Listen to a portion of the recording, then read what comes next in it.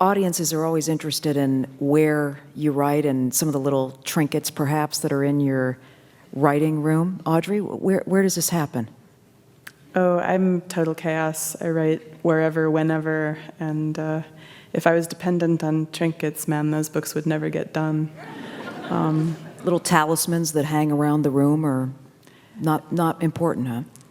No, not particularly. I mean, one thing that's good is to actually be at home is always a great luxury. And I have 2 cats, and if the cats are around and if they're not walking on the keyboard, you know, if they're like sitting quietly, that's really great. It's very domestic. Can't you just lift them off and... Yeah, but, you know, try telling back. that to them. Yes. Stephen, your writing place.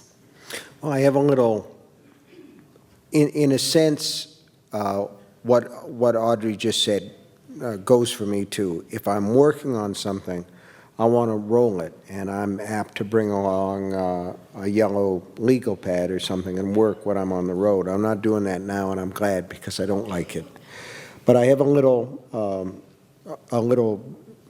building that's set off from the house.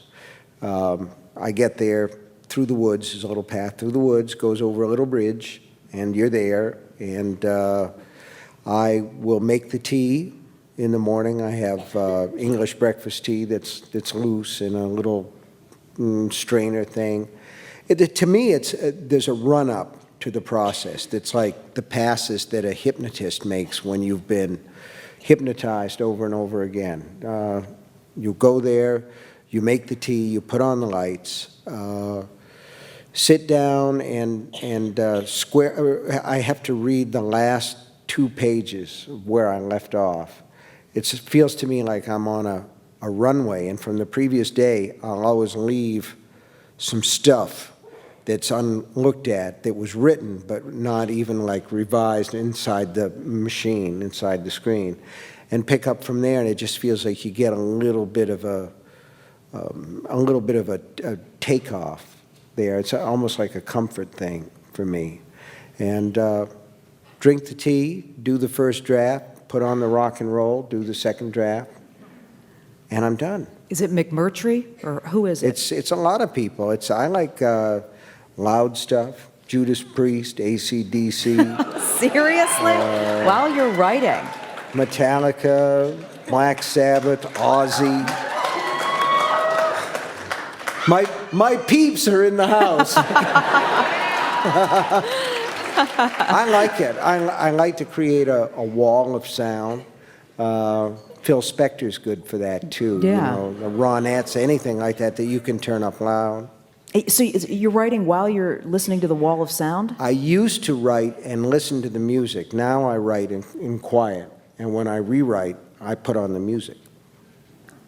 Yeah, why, do you think? Why is the music right for the rewrite? Because I love it.